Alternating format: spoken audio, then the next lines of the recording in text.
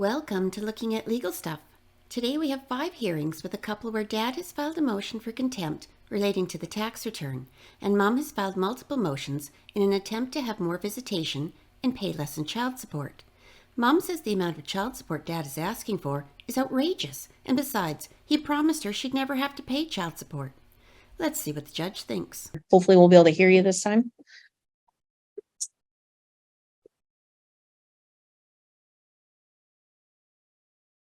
Still looks like you're muted. I'm going to ask you to unmute. Sometimes that puts a... Okay, is it working?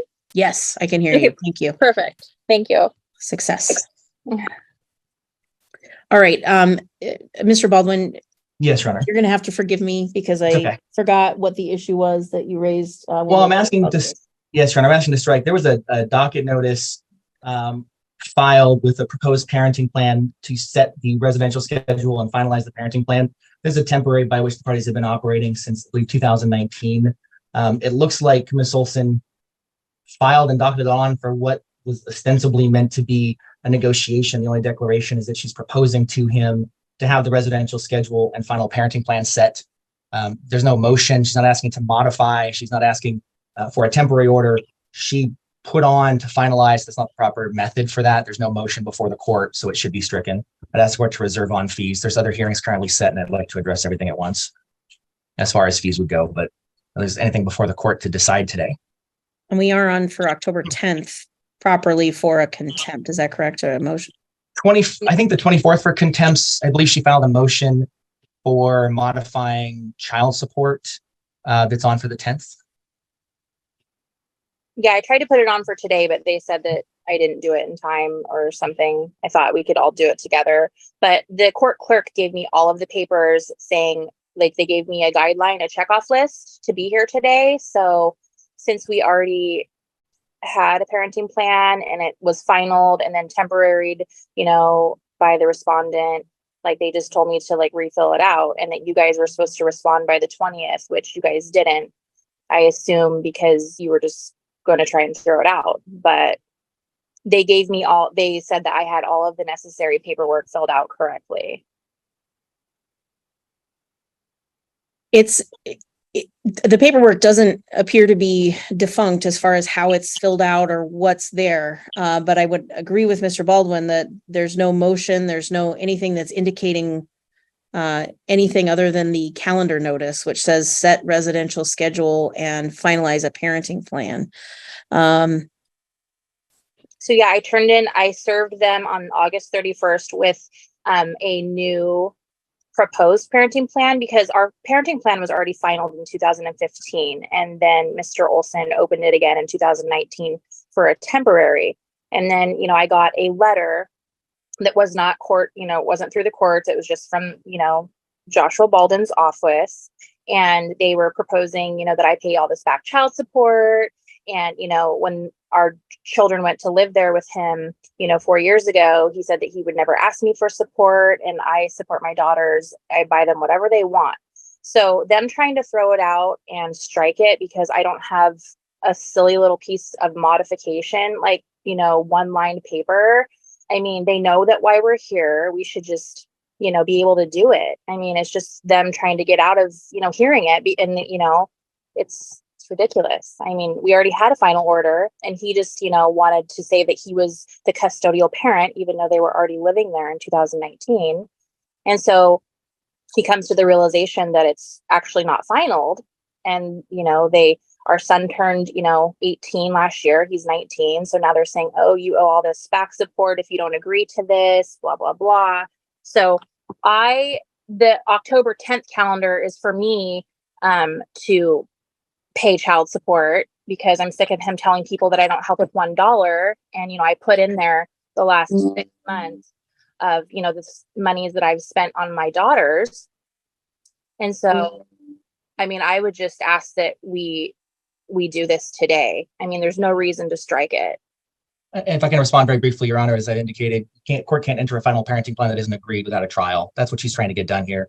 There's no mechanism for this. She's not asking to modify on a temporary basis. it should be stricken. I Court should proposed oversee to it. you, it was a proposed Okay, plan that I all right, served Miss Olson, you're not helping yourself by interrupting and being argumentative here and saying that court documents are silly little papers that we could just ignore. So that none of that's helping your argument. I'm just going to be very frank with you.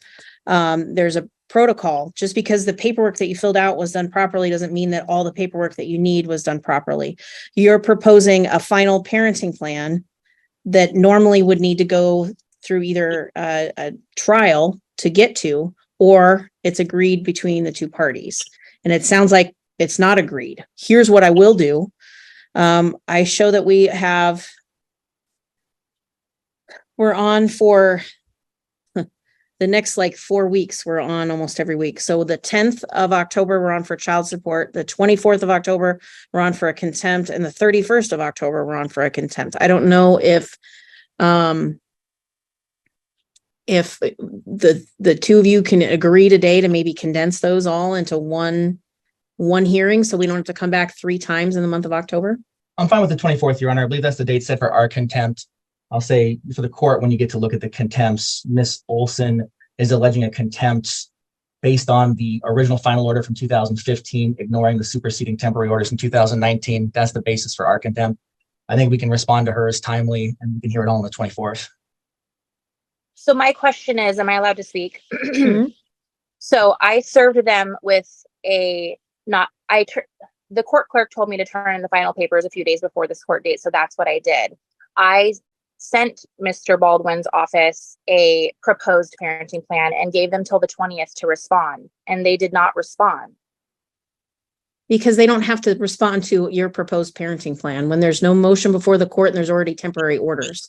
They don't have to just agree to a finalized parenting plan because you noted on the docket. That's not how it works. So we can, if you want to file a motion to amend what the temporary parenting plan is, or if you want to try to have a conversation with Mr. Baldwin and his client about coming to a final parenting plan, that's completely okay. You can't just file a final parenting plan when they're actively participating in the case and expect the court to just enter it.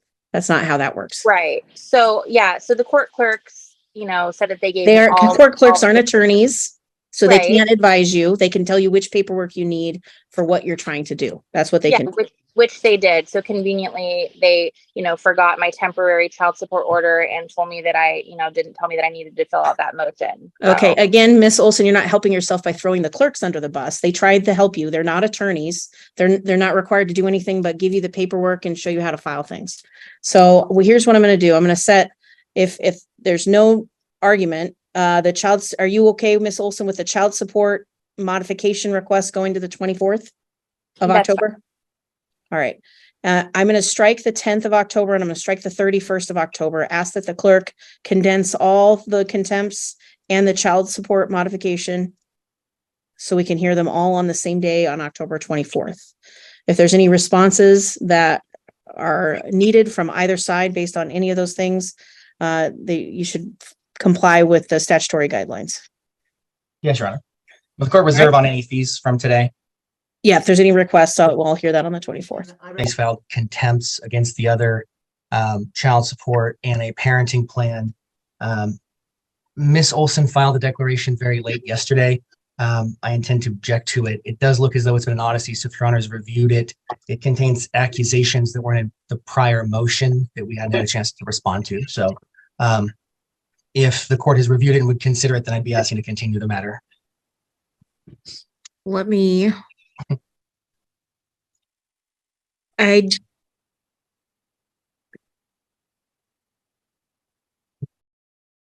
Okay. There was a filing that it looks like it was dated 10/23 Yes, Your Honor. by Miss Olson, and it does not appear that it made into Odyssey when I reviewed the matters. Okay. So Then we can wait, I Your haven't Honor. reviewed it. If Miss Olson, if you want me to review that and consider it, I'm likely to set it over so the opposing party has an opportunity to respond. So if that declaration affidavit that you filed yesterday, you want the court to consider, then Yes, that would be fine. I got a declaration from them in the mail on Friday. The last couple things I've received from the attorney have been, via the mail. So I felt like I needed to respond to it. And so, I mean, they're not serving me. Declarations you don't have to serve like via, a courier or anything. They can just come in the mail. Because I received Mr. Olson's declaration in the mail. it looks like the certificate of service that I have was that they served it by way of the U.S. Postal Service as well as via email on the 17th of October. So, okay. Mr. All right. I didn't get an email of that one. Okay. I just got it in the mail. Mr. Baldwin, how much time would you need? I would like it to be heard as soon as possible, Your Honor. I don't know if there's space. Next week's probably full. If the Your Honor wants it over 2 weeks, that's the furthest I'd like to go. Tiffany, can you help with that? I don't know that next week is full. Oh. I think we actually may have space next week, but I'd like the clerk to confirm. Perfect. Not full. It's not full. So we can put it over just 1 week to the 31st. Does that We work? can do that. I'll get something out by the end of this week. We did get an email response from our client. We got it to him when we received it yesterday, but need to get a declaration together and filed, but we'll get it submitted as soon as possible. Okay, so then, Mr. Baldwin, Ms. Olson will set all of the. And I had a couple set overs as well, Your Honor. Sure, go ahead, Mr. Baldwin. Numbers 1 through 5, Olson and Olson, 11-300-301-3. I missed the court's email about the schedule conflict, and we were able to get a hold of the pro se opposing. They agreed to continue 2 weeks. I don't imagine they'll be on after we contacted them, but we're just asking that go over 2 weeks. Good diaper. She's usually here, and I'm assuming that if you had contact with her, that that would be her understanding.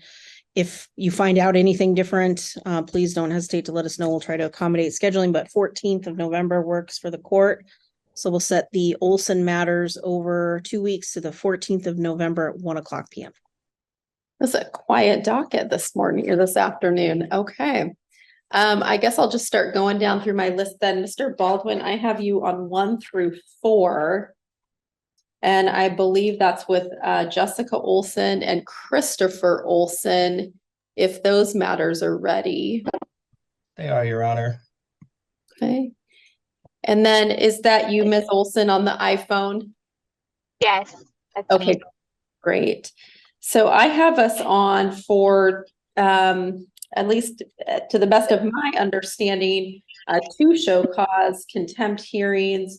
I have a motion hearing regarding the parenting plan, and also on for child support.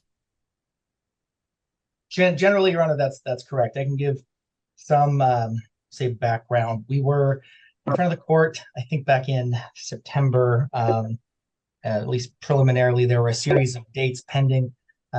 Miss Olson had put the matter on with a docket notice to try and get a final parenting plan. No motion, and the requested relief was for a final parenting plan. That was addressed with the court, and the remaining dates were consolidated. My notes or recollection, we objected to the parenting plan modification because it wasn't properly before the court, and the court reserved on fees, but maybe wasn't clear whether it was the intention to move forward on that. Several weeks later, Ms. Olson did file a motion to modify the temporary parenting plan, but again, primarily requesting that a permanent parenting plan be entered. We did respond, don't believe it's appropriate to modify the parenting plan, but it's her motion. There's just a number of different things from both parties or all parties. We did also file an objection to her last declaration on October 30th that it should not be considered by the court. That was in the file when the matters were originally set over. The contempts, one by my client against Miss Olson, one alleged by Miss Olson against my client, I think both fundamentally address the tax exemption, and then child support. The parties agree child support needs to be set. There's just some issues on, I think maybe the date that it would begin or incomes. So I'll defer to Your Honor on how you want to proceed, but I guess think that's the general statement of what's in front of you today. Okay. So it sounds like maybe let's start with, I believe then Ms. Olson's motion to amend the temporary parenting plan. Right. And I think a couple things, Ms. Olson, I will let you be heard here in just a minute. One of the things I did see was the October 30th declaration that you did file regarding the parent plan, child support, and contempt. I will say it significantly is out of conformance with our rules. I know you're, okay, I'm going to start muting folks.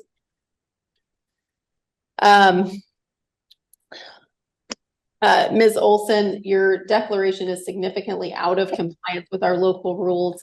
I know you're proceeding without counsel. Have you had an opportunity to review the local rules in our court regarding page limitations and the like in family law matters? No, I did not. I didn't read up on any rules, so that's, I apologize for that. The last page was just a signature, and then one before that was just a signature, and it was over 2, and they never objected to that. And I wasn't aware of there was, a number of times you could respond. I wasn't aware of that because the last 2 times they waited until Friday, and so I was only able to do it on that next Monday. So so they were saying, it was not timely, even though, it's been 2 weeks now. So I do apologize about the page limit, but I mean, there has been time to review it. And I do discuss the contempt in there. I was going off of the old final parenting plan because when I came up to the clerk to get all of our papers, they left out the temporary child support. And that's where the tax exemptions are set. And so I tried to go back and get the contempt back from them like an hour later, and they said that it had already been filed. So I addressed that in the last declaration. That Okay. Well, I guess I am a little bit concerned when you tell the court you haven't taken the opportunity to review the local rules. Unfortunately, we still have to hold you to knowledge of the local rules, even though you are representing yourself. So I am going to strike your October 30th reply declaration. It is significantly out of compliance with our local rule requirements. I will not consider it for today's purposes. What I want to ask you first on your motion to modify the temporary parenting plan question that comes up for me, it sounds like one of the things you're significantly asking for is that that this court finalize a parenting plan. Is there something else you're asking for beyond that in your motion to modify the temporary parenting plan? Well, our temporary one just says agreed upon by parties. There's no times, there's no anything. It's just whenever, now that the girls are a little bit older, they're 14 and 16. My oldest daughter is driving. I understand that they need to, be teenagers and be kids. But before she was driving, they were coming over to my house every weekend. And like the last 6 months or, since summertime, they come over maybe on Sunday afternoon for a couple of hours. I just want them to, come to my house, and whether, I don't want it to be up to them. Like they can go to work from my house. They can go to their friend's house from my house. I just want to be able to hug them, and, FaceTime just isn't enough sometimes. Okay. So he does say that it's been working, and yes, but not the last 6 to 8 months. He says that, there was the respondent says that they shouldn't have to come over and put in their time like it's jail or something. And so I do realize, like I said, that they're growing up and, being teenagers and having friends and jobs and all that. But, they can, I just want more than, a few hours a week with my daughters. And he said it's been working, and it it not in the last some time. Yeah. So Let me, Mr. Baldwin, your perspective on the respondent, or excuse me, the petitioner's motion to modify the temporary parenting plan. Yes, Your Honor. So I maintain the same position when there was no motion. It's deficient in that the relief requested is finalizing a parenting plan that the court doesn't have the discretion to finalize at this particular point. With regard to the specific issues raised, if the court were to get to them, I do think my client's declarations establish sufficiently that there's no reason to modify what the temporary is. This is a peculiar, unique situation where a temporary order has been in effect since 2019. The parenting plan, it was entered on a temporary basis in December of 2019, gave custody of the party's son, who at the time was a minor and has since aged out, to mom, while my client had custody of the daughters, and the parenting plan language was the same for all children. The son was to have visitation with dad when agreed between the parents. The daughters have visitation with mom as agreed between the parents. It didn't become an issue to mom until the point came that the son aged out. And I think contemporaneous with all of this is the filings were made somewhat contemporaneous with being put on notice about a potential contempt related to mother taking the tax return of one of the daughters after my client instructed her not to because of the order of the court. So I don't think that there's any basis, even if the court were to consider the motion at this time, for the court to modify the temporary that has been in effect. And if the court does consider it on the merits that there's no justification or basis to make the modification at this point, if mom wants a final order, she can put the matter on for a settlement conference or trial, and it can get to the merits of the case ultimately. But this is the parenting plan that she had no issues with when she had the son, and now, for whatever reason, has become identified as an issue for her. So I think the motion is itself deficient, and even on the merits, there's no basis to modify the temporary order at this point with the information the court has. Ms. Olson, anything else you want the court to know on this specific issue? no, so Mr. Baldwin sent me a letter back in August saying, that, hey, sign our papers and, we're going to, charge you $560 a month in child support, yada, yada, yada. And, there's no, in the paperwork, there's no specific parenting time with my daughters. So I just wanted that to be, in writing somewhere that, I was able to, visit my daughters. Now, Mr. Olson and his lawyer, they want, over $1,000 in child support for me, but they don't want to let me have any visitation with my daughters, on paper. So, yeah. So ma'am, what it does sound to me like, and I agree with the arguments of Mr. Olson's attorney, in essence, what you're asking us to do is bypass procedures for a contested trial, mandatory settlement conferences, those sorts of things to get to a final parenting plan. So I am going to deny your motion to amend the temporary parenting plan. If you want to address those issues and have changes made. Oh, did she fall off? No, I'm here. Oh, you just turned off your camera. Okay. And that's fine. I've seen you. If you need to turn off your camera for bandwidth, you certainly keep it off. You need to set this for a contested trial.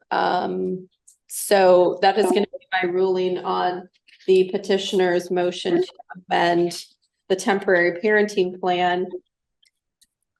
Let's go to child support. And I'm just looking, did we have temporary child support orders yet? Yes, Your Honor, that's part of the issue. Is back in the modification in 2019, the court set a child support order that factored my client's income because he had greater income, even though he was the primary parent of two children. He ended up paying support to Miss Olson with a transfer payment at the time of $220 a month because of their son that was in her custody. When their son turned 18, because it was a temporary order, support enforcement wasn't able to assist. in basically fixing the support obligation. The offsetting ended when their son turned 18, but Miss Olson was not and has not paid support for the daughters since that time. She didn't file the motion regarding setting child support, and it is accurate, Your Honor, is like it's what indicated there was a letter as referenced by Miss Olson indicating some of these concerns in an effort to negotiate a resolution. It didn't result in one; it resulted in her motion, which is why we have all these other motions. We did file a child support worksheet based on her income. She indicated in her motion she makes $25 an hour.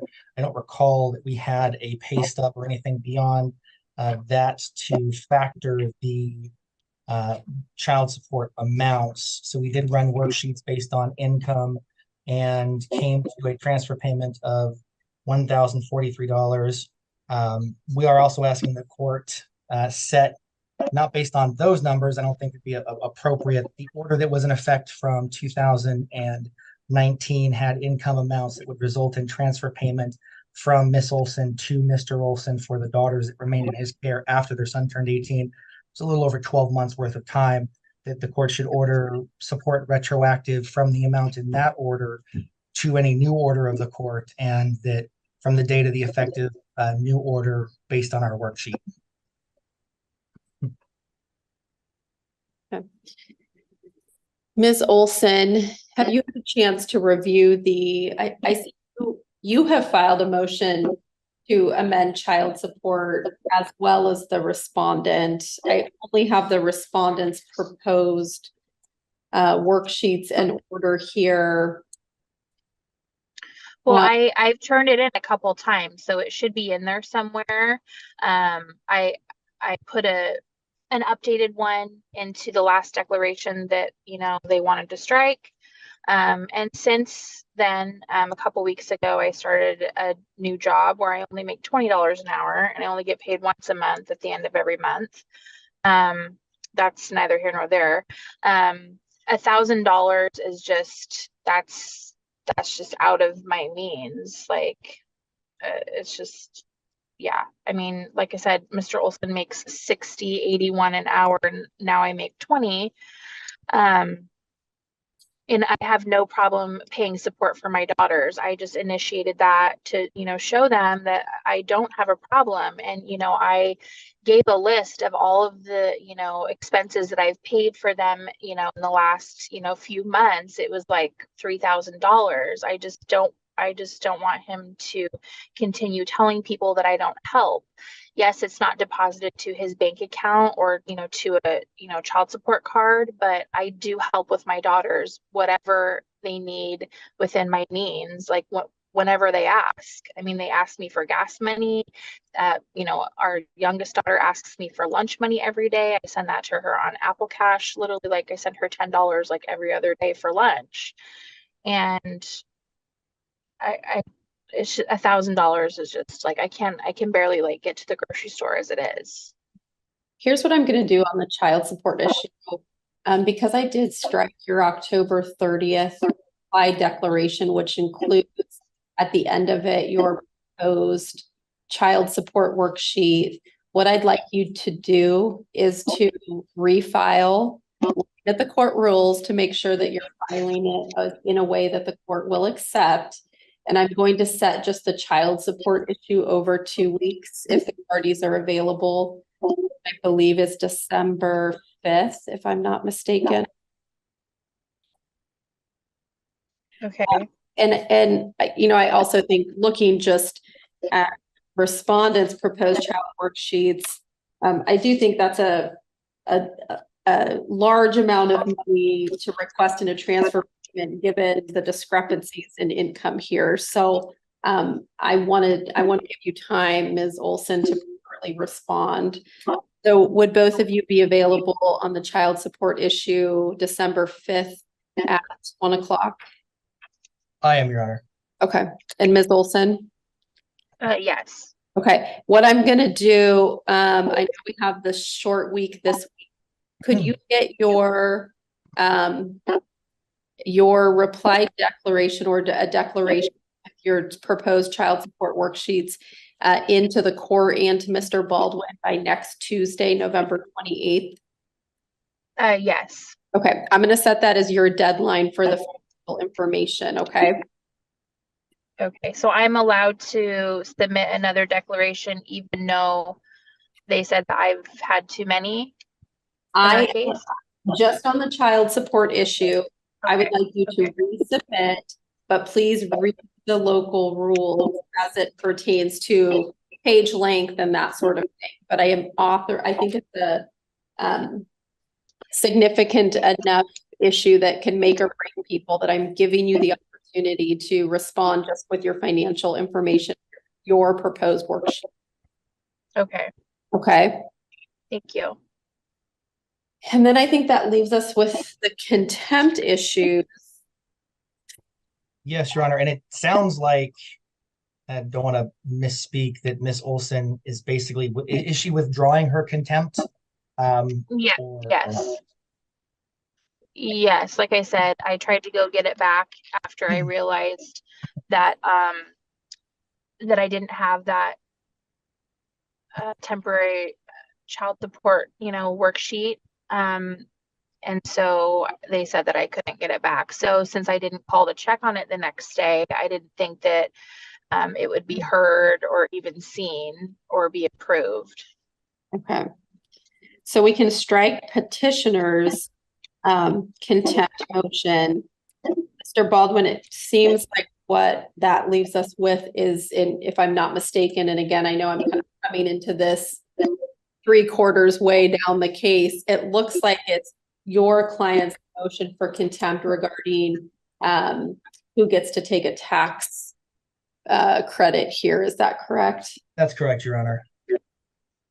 And how does your client want to proceed on that issue today? We're asking the court to make a finding of contempt and impose the requested attorney's fees and sanctions as well as remedy. So our contempt is based on the tax credit, as the court can see, is identified in the parenting plan and child support order that was entered on a temporary basis in 2019.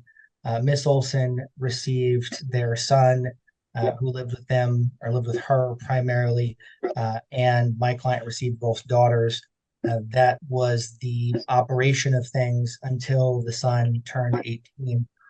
My client, in his declaration in support of the contempt and attached text messages, found out that Miss Olson, when he tried to file his tax return, was rejected. He became suspicious and concerned that she would have claimed one of the girls. She didn't respond. He continued to text. She ignored him. Ultimately, filed his taxes without both children as set in the court order. It's a unique situation where it's not as though the current order is an alternating year where the court can make up for it by allowing additional years of claiming the children to my client. So he filed his taxes, and as a result of that, basically lost out in the benefit. So we're asking the court to find her in contempt, attorney's fees for having to bring the contempt. It also is a peculiar situation, Your Honor. Miss Olson, in her declaration that was struck and in her presentation today, intended not to proceed on her contempt. We were in court more than once, and there was no direct withdrawal of the contempt, despite her claim that she went back to the clerks to try and rescind it. It was on the docket and on the record that both contempts were being addressed by the court, and so we had to prepare as though we were responding to her contempt, even though it was improper, and responding to all of this, even though significant portions of it didn't comport with the rules. At the very least, there should be attorney's fees as requested for the contempt. She herself identified in her prior recitation that she received notice via mail of a suggested resolution regarding this, and instead of negotiating or discussing, she filed to finalize the parenting plan and filed her own attempt to get a contempt against him for complying with the order she complied with for the prior 4 years. So we are asking the court to order her to amend her tax return, removing the exemption for their daughter Emma, so my client can refile with both exemptions pursuant to the order. That attorney's fees and civil sanctions are appropriate for, say, blatant disregard of the order that was in effect that she received at the time, and wasn't again an issue until their son was no longer eligible for her to claim, and she just unilaterally claimed one of the daughters without any legal authority to do so. Okay. Ms. Olson, let me just ask you kind of pointedly. All right. It appears that this is pretty black and white as far as you claimed an exemption for a dependent when in fact that's not what the court order indicated. Is that correct? Right. So like I said, I had gotten all the copies and I thought that, I was allowed to claim them because I didn't have the, child support, the temporary child support worksheet. So we discussed it and he said, okay, this better not happen again. And so then 6 months later, he, got the attorney. And so that was his choice to get the attorney. Like, I don't know why I should have to pay for his attorney's fees. He got it not because of the contempt. He got it to, try and get me to sign something that I didn't think was fair. So that's why I opened it. But yes, I did. We discussed it over the telephone. He said, this better not happen again. I mean, he got 10,000 instead of 12,000. Like that. Yeah. So yes, I did file. Our old parenting plan said that we alternated, and Justin, you can't claim kids that are 17 or older. So I haven't been able to claim him for a couple of years in response to Mr. Baldwin. Just a second. I'm just going back to that order. Give me just a second. Okay. What I'm going to find on that, and obviously taking into account the December 16, 2019 order of child support, which is very clear that every year Christopher Olson has the right to claim Emma and Elizabeth Olson. I will find that there was contempt by including in Ms. Olson's tax return. There's nothing in the record for me to find that it's not willful or intentional. I will find contempt on that matter. I'm going to, as far as sanctions for that contempt, I will order, and I don't have an original order for contempt on this. I know it's been set over so many times that it probably was in the file at one point, but isn't any longer. So Mr. Baldwin, send over a new order. Yes, Your Honor. I can get that signed. I'm going to get back to your original request here.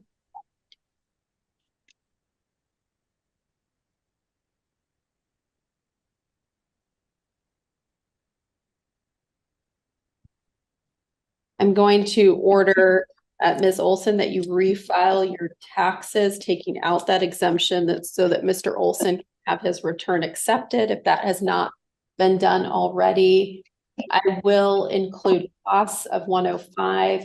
I will include a civil sanction of 105. I will, on attorney fees, the requested amount is 3,500.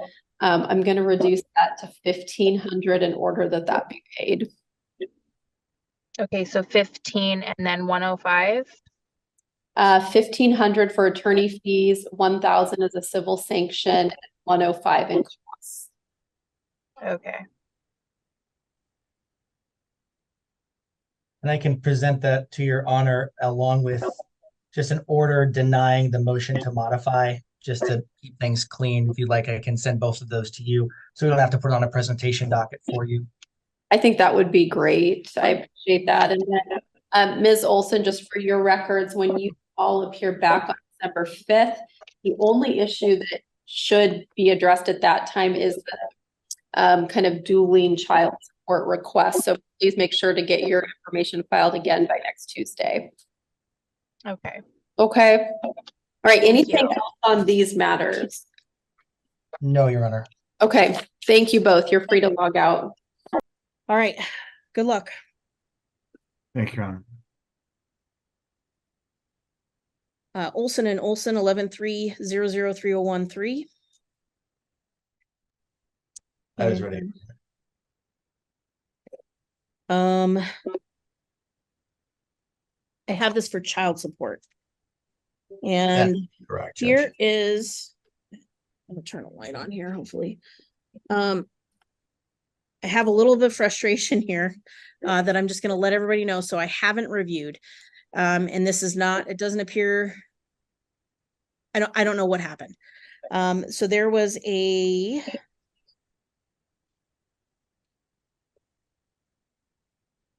hold on, let me declaration affidavit that was filed by Miss Olson on the 27th of February, indicating that she attached an updated child support order and Washington child support worksheet via the Division of Child Support's website. That's index number 86, Mr. Baldwin, if you're in Odyssey. Nothing was attached to that except for Exhibit A, which was a pay stub. I get my orders for today's docket. And in the orders for today's docket are the child support order and child support worksheets that I'm assuming Miss Olson alluded to. So I have not reviewed those. That's what I wanted you to know before we get started. So I don't think that that's Miss Olson's fault. I just wanted both parties to know that I didn't have an opportunity to review those prior to a quick review this afternoon. So, Thank you, Judge. Okay.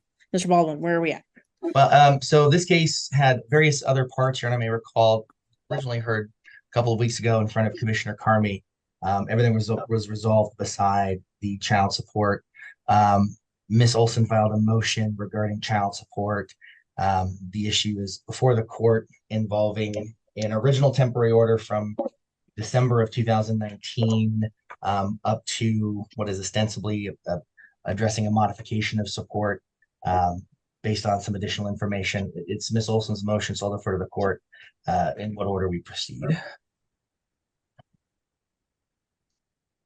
And that's the child support's the last remaining issue at this point. Is that correct? It is, Your Honor. There's an issue of retroactivity, Your Honor can see from our declarations.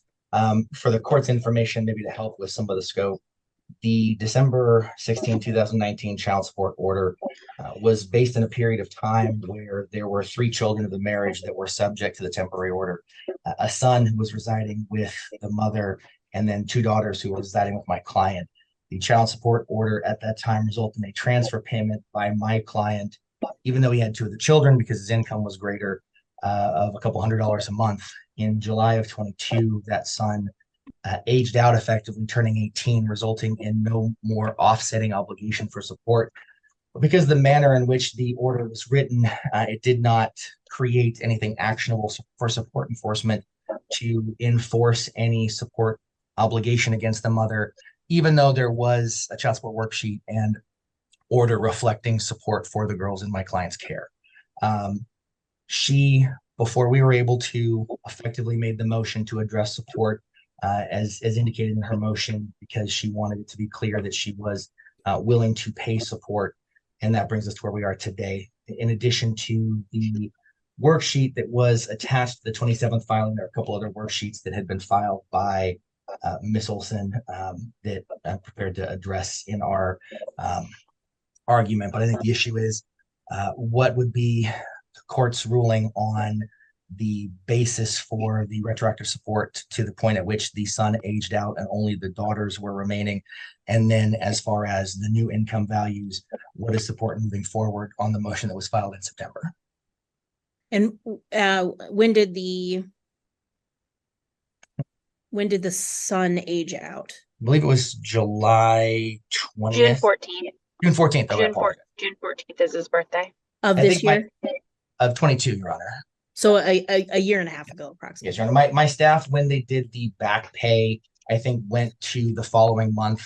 July 20th is what was in our proposed order from our original filings and child support worksheet. So we set it from the next month. Okay. All right. Thank you. Ms. Olson, good afternoon. Hello. Any comments that you would like to provide? Well, my comments are in my declaration, basically stating that I feel like I shouldn't have to pay him that back support because I've been supporting our daughters this whole time. It hasn't been going to Mr. Olson's bank account, but I've provided, an example of the in-kind support that everything that I've bought them in the last 6 months.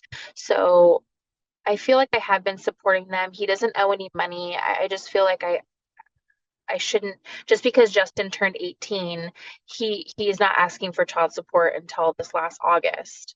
So I mean, I don't have $20,000. I have like, $50 till I get paid on 15th. So, it's just going to put me in debt. I don't think I should have to pay him $20,000 when I've been financially supporting my daughters this whole time. I take out a loan every, summer to get them school clothes. I buy them, their expensive shoes. And I, I do whatever I can for them. He makes 3 times as much money as I do. And, we agreed that they would go stay there because, he has more room and he's more financially stable. So, that was an agreement between the both of us.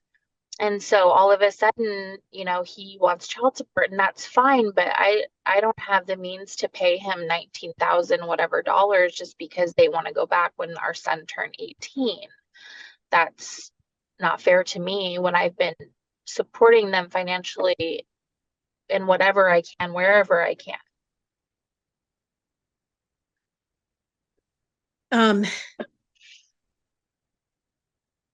And are we still pending trial on a final parenting plan?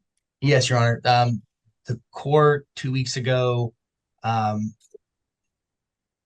basically made no change to the temporary. Mother hasn't put the matter on. What I'll say is was addressed at least somewhat when we were in court previously. And this all came about with the mother's filing because my client had a letter sent to her.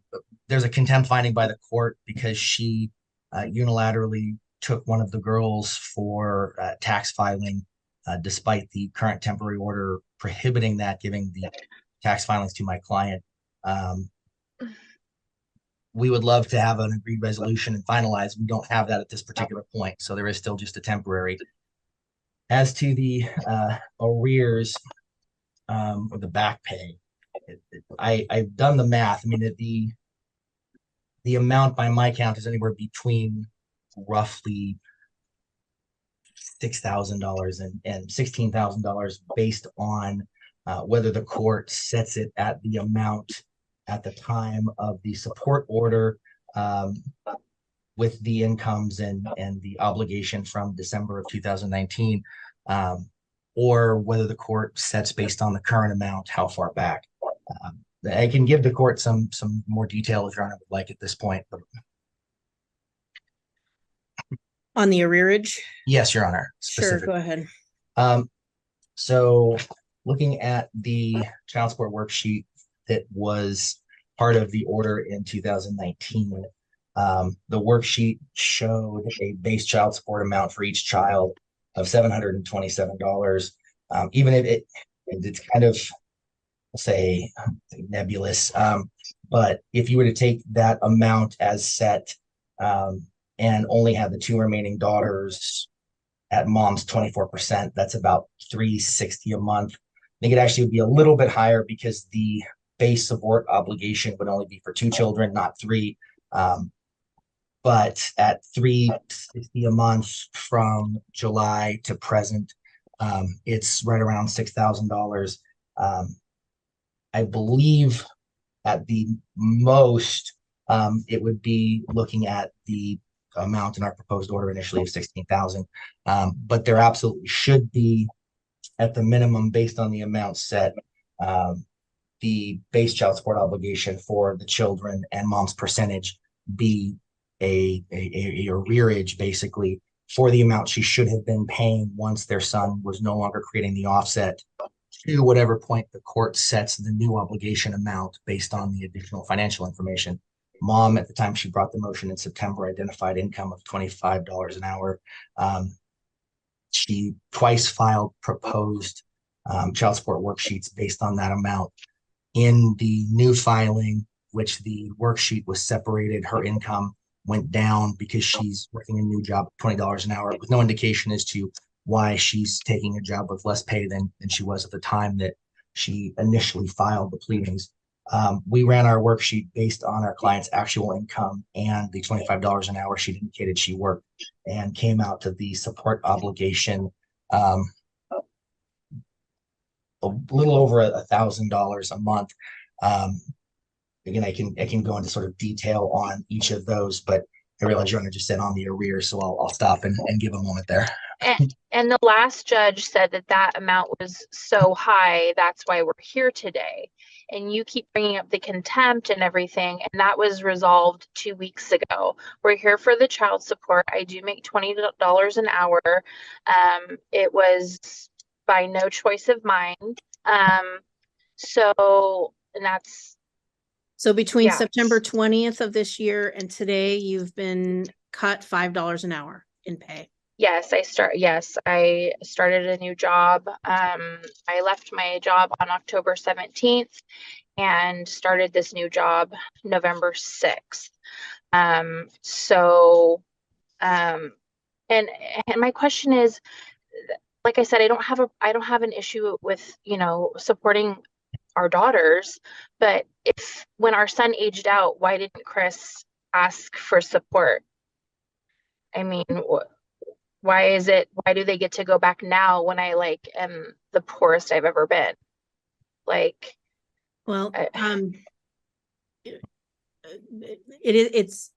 can't give you legal advice, but that is something that the court can definitely consider. So are you at A&D Auto Sales? Yes.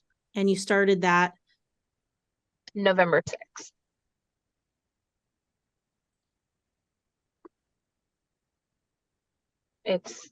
I guess that's the technical name. It's Allen Webb Auto Group.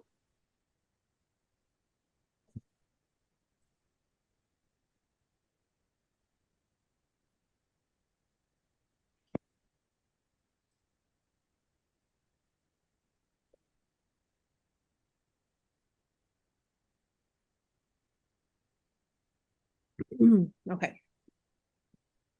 So I do see the earnings statement that was submitted. So your calculation based on that new employment, Miss Olson, is the $34.67 a month. Is that correct?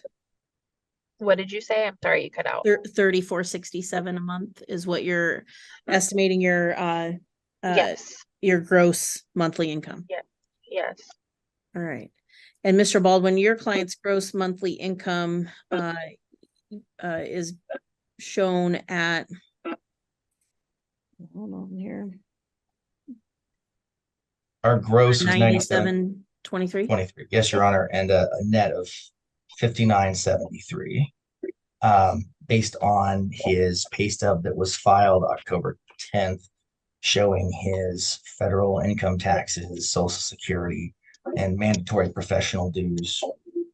But also, I guess, Your Honor, I can respond briefly at least to one piece. I believe my client's declaration reflected he had attempted to go through child support enforcement to enforce the support after their son aged out.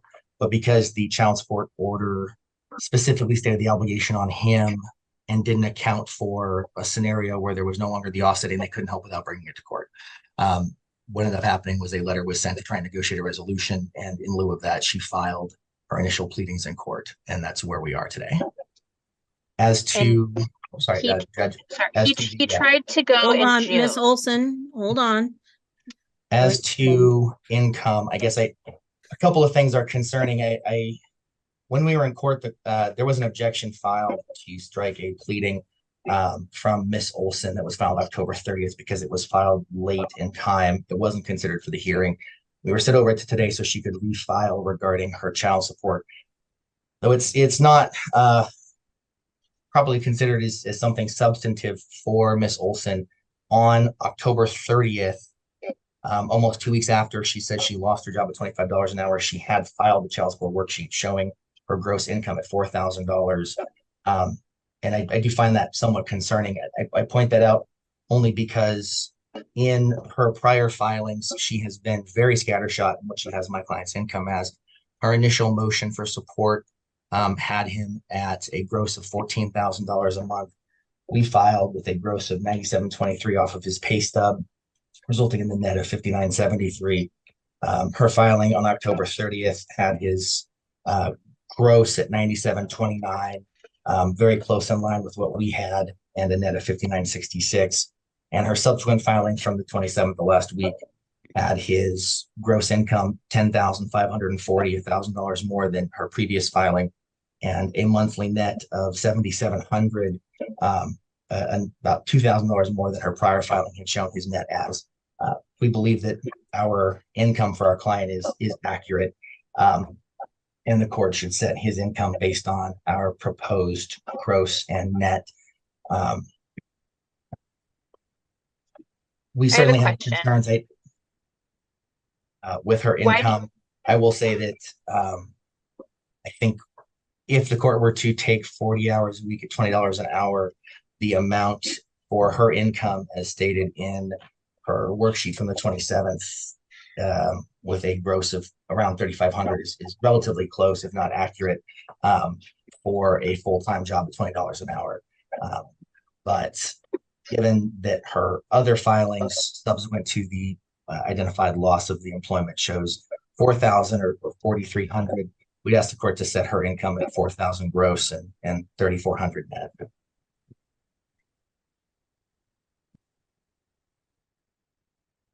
Okay, so I have a question.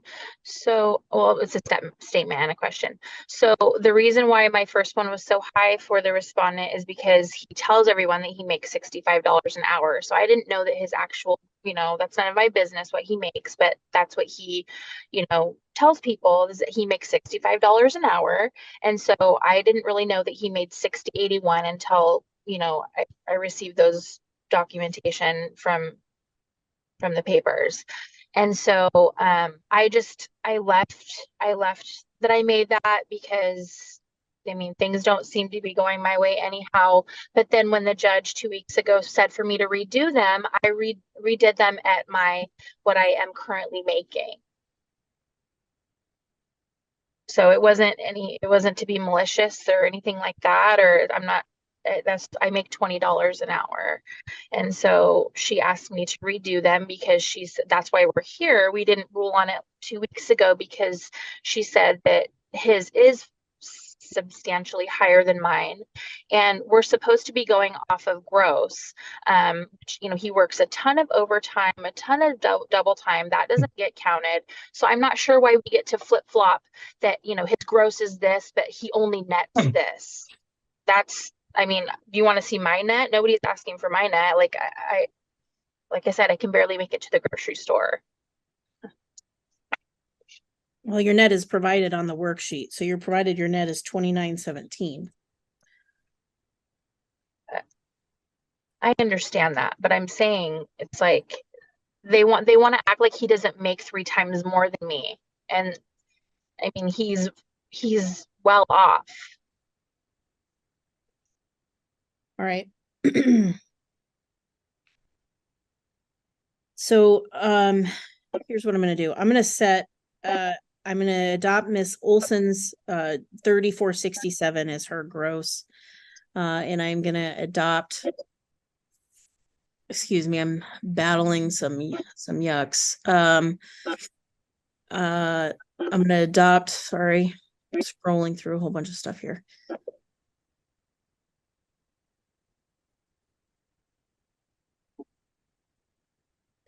And I'm going to adopt his gross at the 97.23.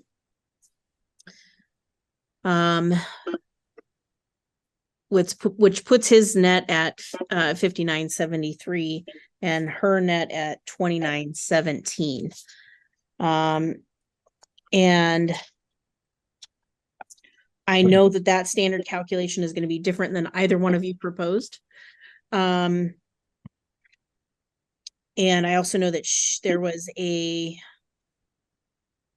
credit that, at least in Miss Olson's proposed, that she assigned herself based on cell phone payment for one of the children. And I don't know if that's agreed that she pays that, or and frankly don't know if it's appropriate for it to be part of the child support credits. It's something the court would consider if that's agreed upon. And I can say, Your Honor, it's not agreed for that to be a credit. We did also have in our proposed worksheet, my client's declaration, $1,200 additional income to her on my client's information in his declaration that 2 adult sons who reside with her pay $600 a month each in rent to her. I didn't see anything in her declaration refuting that. So that was part of the additional difference in our proposed worksheet from what her gross income was and her net being technically higher after deductions because of that additional income. I do see that in other income on your October 10th proposed child support worksheet. Ms. Olson, do you receive supplemental income for rent from anyone?